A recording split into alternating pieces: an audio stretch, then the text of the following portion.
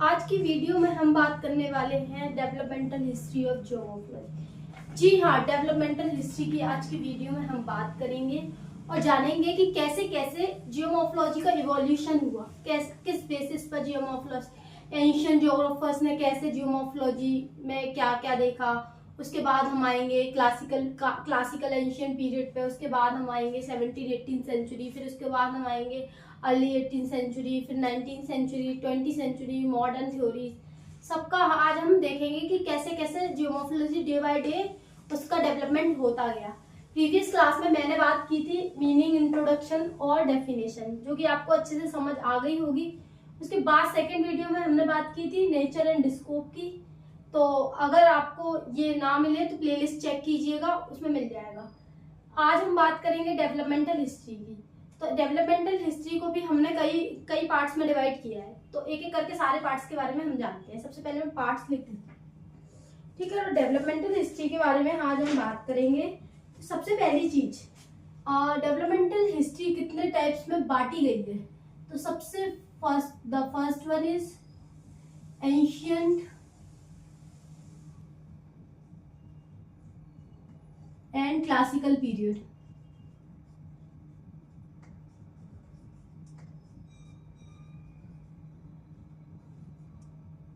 Second one क्या है? Second one है हमारा प्री मॉडर्न। जी हाँ, प्री मॉडर्न पीरियड।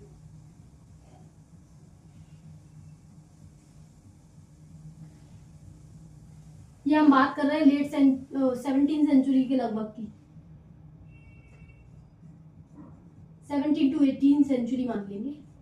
उसके बाद हम बात करते हैं third one is 19th century.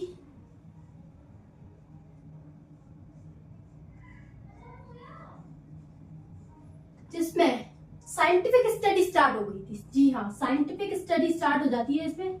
19th century में साइंटिफिक स्टडी स्टार्ट हो जाती है। साइंटिफिक स्टडी पे ऑब्जर्वेशन स्टार्ट हो जाते हैं, मतलब साइंटिफिक ऑब्जर्वेशन स्टार्ट हो जाते हैं। उसके बाद हम बात करेंगे अर्ली 20th सेंचुरी।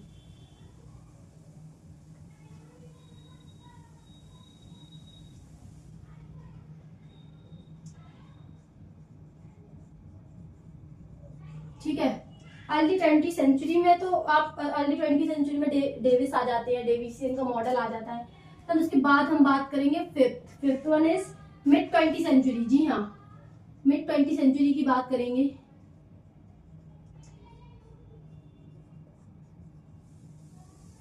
ठीक है, उसके बाद हम बात करेंगे मिड 20th सेंचुरी में क्वांटिटेटिव रिवॉल्यूशन। जी हाँ, क्यूआर का डेवलपमेंट हो गया था और मिड 20th सेंचुरी में। उसके बाद हम बात करेंगे contemporary era, modern and contemporary.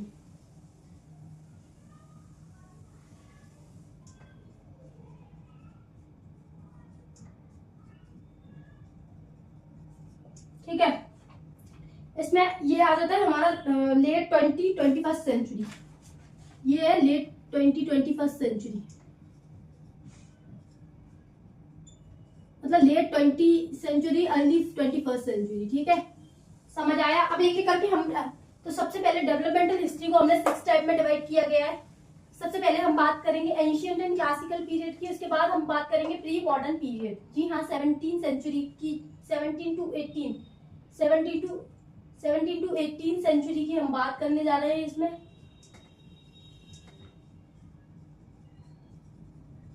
और देखेंगे कि इस पीरियड में क्या क्या इवॉल्व हुआ है, डेवलपमेंट कैसे हुआ है, किस बेसिस पे इस पीरियड में डेवलपमेंट किया गया है।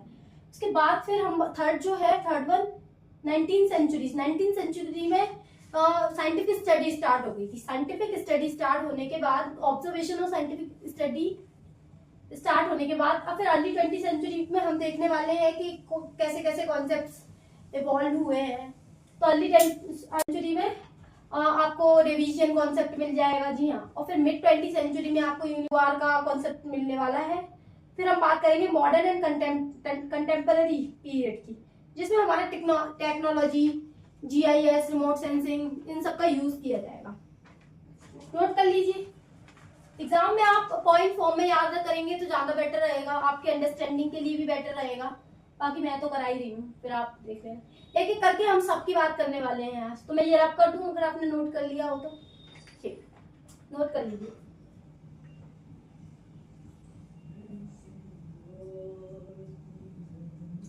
हो गया होगा नोट, मैं रब कर रही हूँ।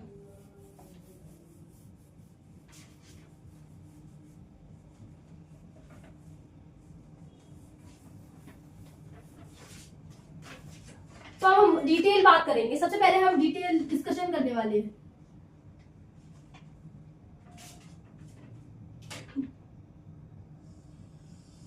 डिटेल में बात करेंगे अब कैसा क्या है। तो सबसे पहले एंशिएंट और क्लासिकल पीरियड में हम बात करेंगे ग्रीक स्कॉलर्स की। उन्होंने क्या किया था, अर्ली ऑब्जर्वेशन स्टार्ट किए थे। यहाँ पर सबसे पहले ग्रीक्स आ जाते हैं। ग्रीक्स में कौन कौन है? ग्रीक्स में आ गए हमारे Herodotus, Greek scholars start observation.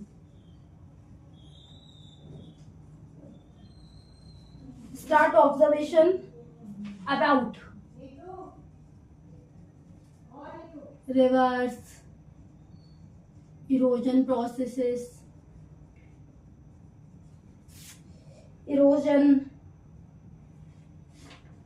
तो ये ऑब्जर्वेशन स्टार्ट कर देते। ग्रीक स्कॉलर्स में कौन कौन से स्कॉलर्स आ जाएंगे? ग्रीक स्कॉलर्स सच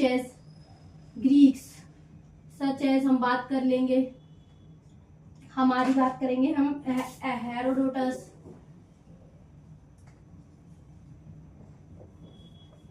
Holmes, Thales, Herodotus, Aristotle,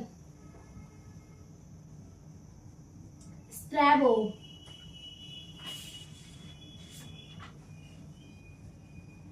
हिकैटियस, Eratosthenes. ये हमारे ग्रीक स्कॉलर्स के नेम है। इतना भी लिखा होगा ना बहुत। फिर उसके बाद क्या हो जाता है, और इस जो एंशिएंट जो पीरियड है उसमें काय पे फोकस रहता है? Philosophical part. Focus on the philosophical part. Focus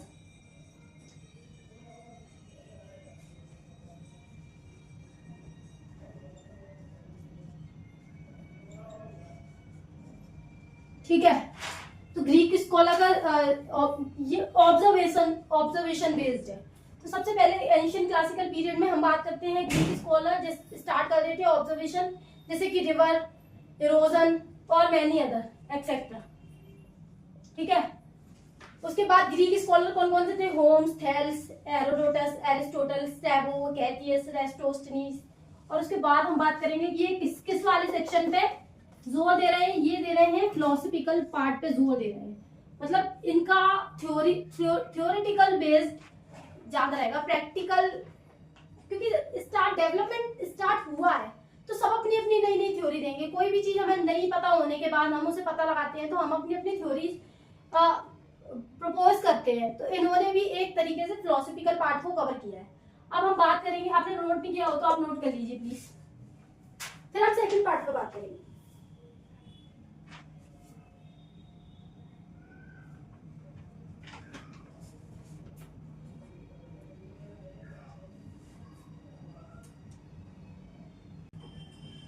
आप कर दूं? ठीक है।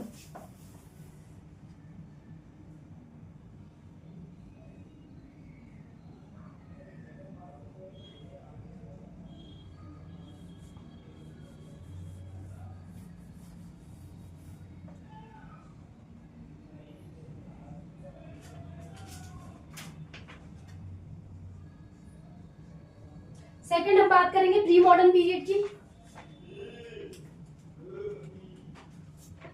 प्री मॉडर्न पीरियड की हम सेकंड बात करेंगे।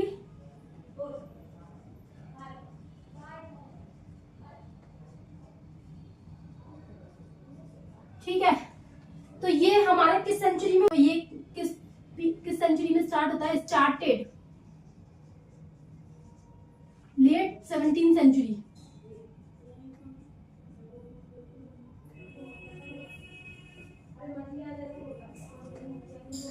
18th century.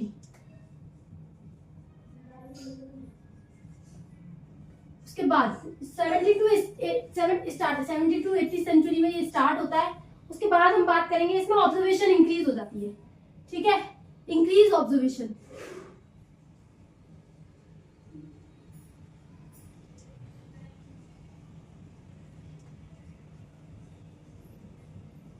इस फेज में ऑब्जर्वेशन को इंक्रीज कर लेते हैं। देन उसके बाद रेनेसां का पीरियड होता है, रेनेसां का, ठीक है। तो इसमें कौन कौन से जो आइडियाज हैं वो इवॉल्व हुए हैं। 17 to 18 सेंचुरी में आइडिया ऑफ इरोजन, जी हाँ, आइडिया इवोल्यूशन ऑफ आइडियाज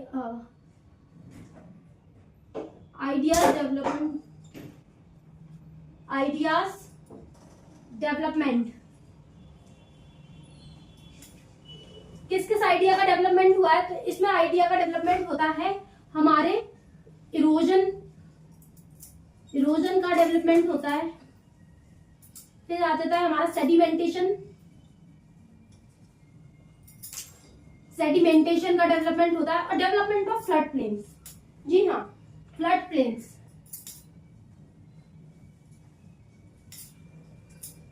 ठीक है, इसमें एक नया कॉन्सेप्ट भी होता है कैटास्ट्रोफिज्म। इसको हम डिटेल में समझेंगे, इस कॉन्सेप्ट को अभी आप लिख लीजिए बस। तो प्री मॉडर्न पीरियड हमारा कैसे कैसे स्टार्ट होता है। प्री मॉडर्न पीरियड हमारा 17 to 18 सेंचुरी में आता है। इसमें ऑब्जर्वेशन को इंक्रीज करता है, लिटिल बिट साइंटिफिक, थोड़ा साइंस को भी कंसीडर करते हैं, साइंटिफिक भी होता है थोड़ा, लेकिन लिटिल साइंटिफिक, ऐसा पूरा साइंटिफिक ऑब्जर्वेशन नहीं, लेकिन हाँ थोड़ा साइंटिफिकली भी लोग सोचने लगते हैं इस पीरियड में। फिर हम बात करेंगे आइडियाज ऑफ डेवलपमेंटल आइडियाज, जैसे कि erosion, ideas develop such as erosion, sedimentation and flood plain. और फिर एक कॉन्सेप्ट डेवलप होता है जिसका नाम है कैटास्ट्रोफिज्म। इसको हम नेक्स्ट वीडियो में, एक सेपरेट वीडियो में कैटास्ट्रोफिज्म को डिस्कस करने वाले हैं, ठीक है। नोट नहीं किया हो तो नोट कर लीजिए।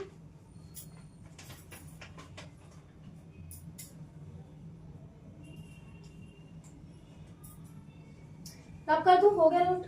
चलिए अब हम बात करेंगे थर्ड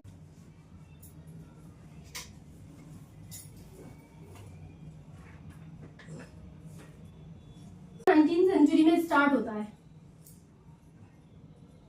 19th सेंचुरी पीरियड है जो, ठीक है। इसमें हम बात करेंगे both observational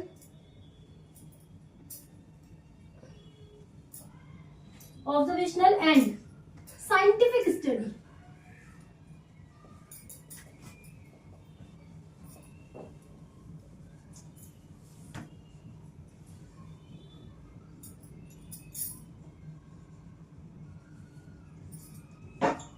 both observational and scientific study इस पीरियड में स्टार्ट हो जाती है। जो इससे पहले वाला पीरियड था 17-18 सेंचुरी में, उसमें ऑब्जर्वेशन ज्यादा था, ऑब्जर्व ज्यादा लोग कर रहे थे, साइंटिफिकली लोग कम सोच रहे थे, लेकिन कंपैरेटिवली सोच रहे थे। इस पीरियड में साइंटिफिक पे ज्यादा फोकस किया गया है, और ऑब्जर्वेशन तो फिर कर ही रहे हैं, साइंटिफिक मेथड को भी इसमें ज्यादा इस पीरियड में कहा गया है। इसमें एक कॉन्सेप्ट डेवलप हुआ है, कॉन्सेप्ट यूनिफॉर्मिटेरियनिज्म।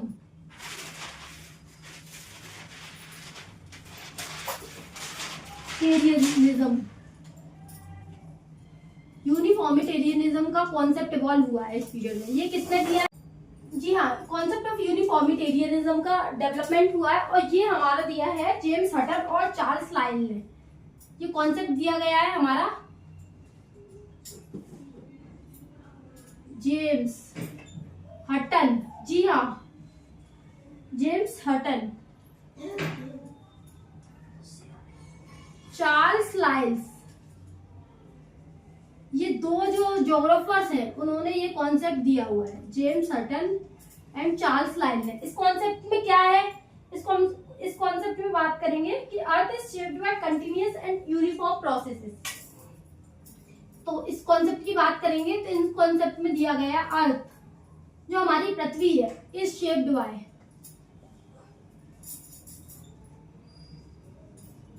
पृथ्वी कैसे शेप्ड होती है, एक कंटिन्यूअस और यूनिफॉर्म प्रोसेस है।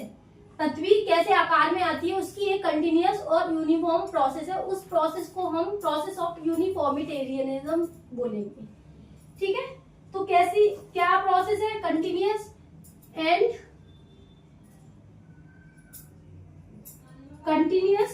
And uniform process.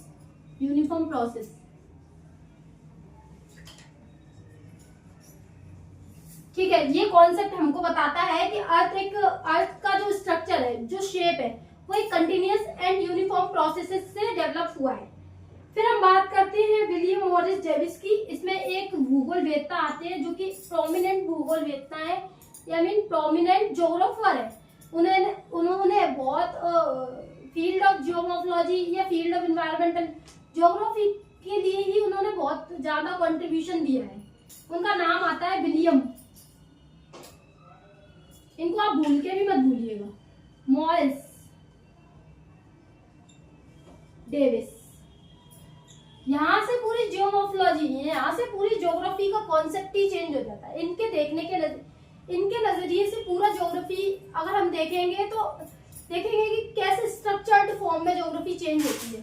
और जैसे कि एक तो फ्लावर है, उसको ग्रो करने के लिए जैसे जैसे स्टेजेस का यूज होता है, जैसे जैसे स्टेजेस होती हैं, वैसे ही जियोमॉर्फोलॉजी की प्रोसेस में स्टेजेस का डेवलपमेंट हम इनके थ्रू देखेंगे। तो ठीक है, इन्होंने क्या किया है, इनको बोलते हैं, इनका कंट्रीब्यूशन क्या था? इन्होंने साइकिल ऑफ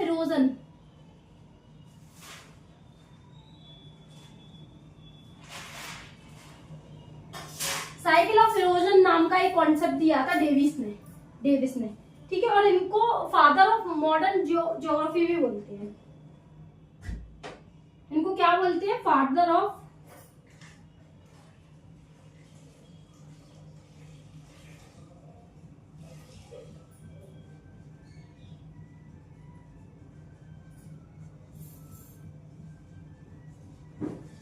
ठीक है।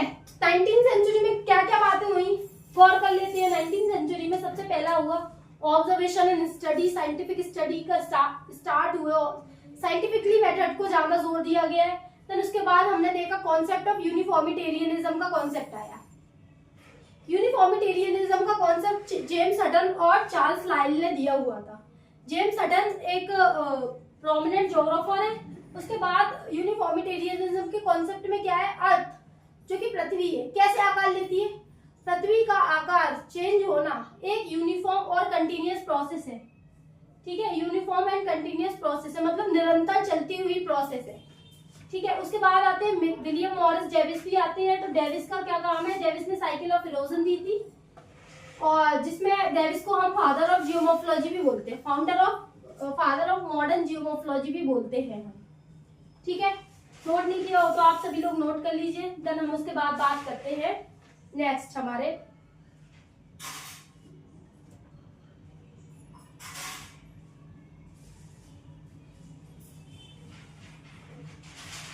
कब कर दूं?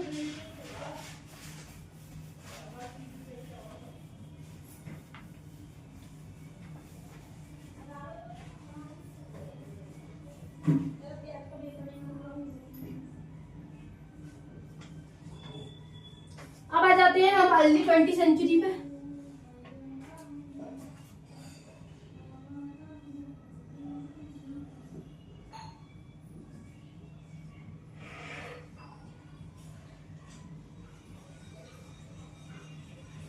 अर्ली 20वीं सेंचुरी में डेविजियन मॉडल, जो कि हम पढ़ चुके थे, डेविजियन ने अपना कॉन्सेप्ट दिया था।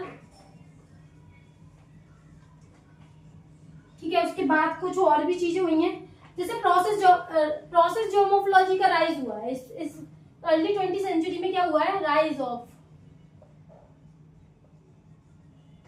Process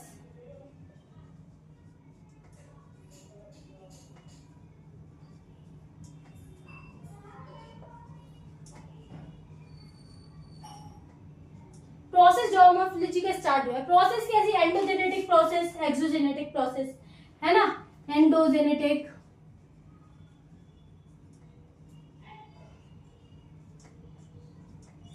exogenetic. इसको डेवलप इस जो प्रोसेस जियोमॉर्फोलॉजी पे किसने जोर दिया है?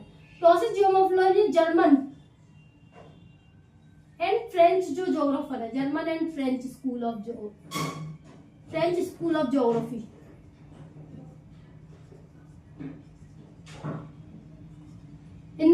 इन्होंने ज्यादा जोर दिया है प्रोसेस ज्योग्राफी पे, इन्होंने ज्यादा अपना एफर्ट्स लगाए हैं।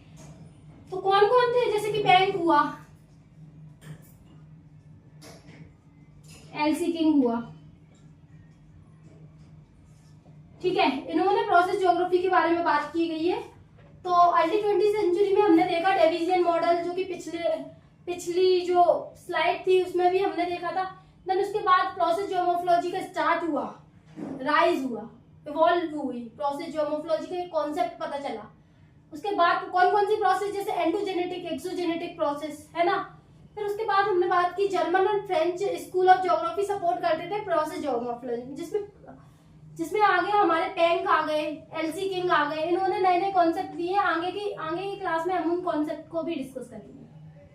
नोट नहीं किया हो तो नोट कर लीजिए, वैसे तो साथ ही साथ नोट कर लीजिएगा तो आपका टाइम भी बचेगा, है ना।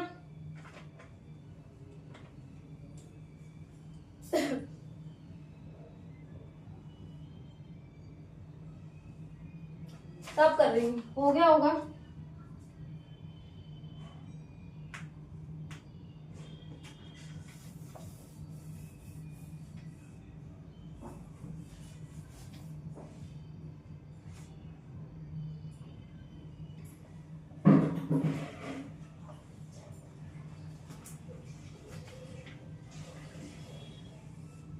नेक्स्ट हम बात करेंगे मिड 20वीं सेंचुरी, जी हाँ, फोर्थ।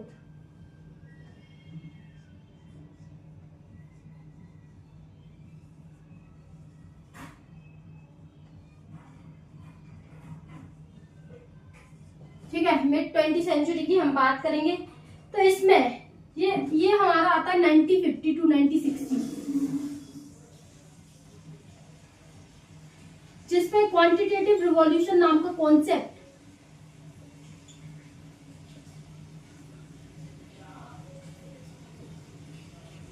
क्यूआर डेवलप हुआ। ठीक है, क्वांटिटेटिव रिवॉल्यूशन हुआ, क्यूआर का डेवलपमेंट हुआ, जिसमें इसमें अब इस पिछले वाले में क्या था, पिछली स्लाइड में हम देख रहे थे कि साइंटिफिक ऑब्जर्वेशन स्टार्ट हुआ। अब इनमें मैथमेटिक्स, फिजिक्स, मेटाफिजिक्स, स्टैटिस्टिक, इनका ज्यादा used. Mathematics, statistic and physics जैसे सब्जेक्ट्स का भी इनको अलाइन किया, जियोमॉर्फोलॉजी से इनको अलाइन किया। जी हाँ, स्टैटिस्टिक, फिजिक्स, मैथमेटिक्स जैसे सब्जेक्ट्स को भी जियोमॉर्फोलॉजी से अलाइन किया। देन उसके बाद हम बात करेंगे, इसमें हमने स्लोप, मेजरमेंट ऑफ स्लोप देखा।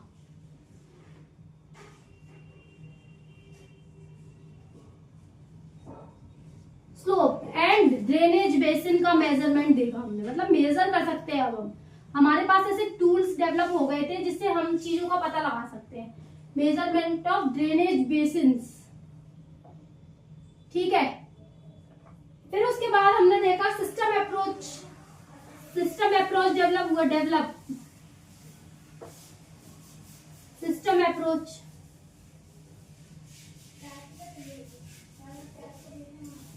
ठीक है, और इसमें एक और चीज हुई, इसमें हुआ डायनेमिक इक्विलिब्रियम मॉडल, डैम, जिसे हम डैम बोलते हैं, डायनेमिक इक्विलिब्रियम मॉडल, वो भी डेवलप हुआ।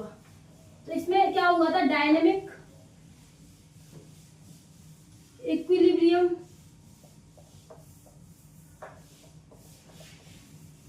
Model, okay. मिड 20वीं सेंचुरी में क्या क्या हुआ, 1950 से 1960 के बीच में क्यूआर डेवलप हुआ। उसके बाद इसमें मैथमेटिक्स, स्टैटिस्टिक और फिजिक्स का भी उपयोग करने लगे। स्लोप और ड्रेनेज बेसिन का मेजरमेंट पर भी ध्यान दिया गया और सिस्टम अप्रोच को डेवलप किया एंड डायनेमिक इक्विलिब्रियम मॉडल, जिसको हम डैम भी बोलते हैं, डीएम। उसका भी डेवलपमेंट इसमें देखा गया। फिर अब हमारा लास्ट रह गया है मॉडर्न एंड कंटेम्पररी पीरियड, तो उसकी भी हम बात कर लेते हैं।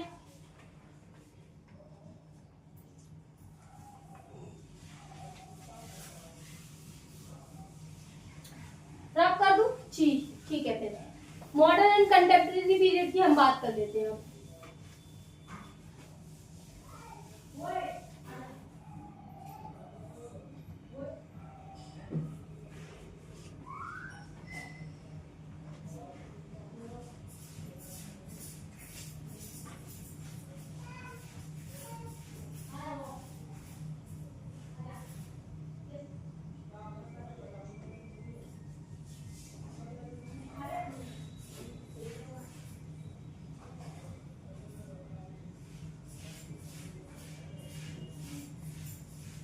अब मॉडर्न नाम से ही समझ आ रहा है कि कुछ उसमें टेक्नोलॉजी का यूज तो होना ही है। तो इसमें जी हाँ, टेक्नोलॉजी का इंटीग्रेशन लेट 20वीं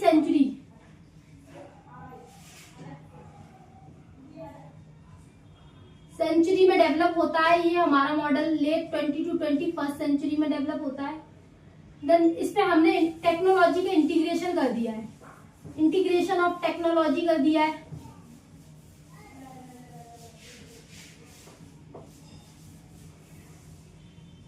टेक्नोलॉजी में जैसे हमने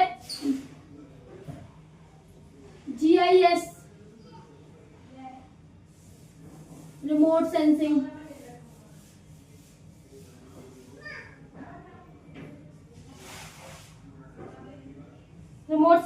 सैटेलाइट इमेज,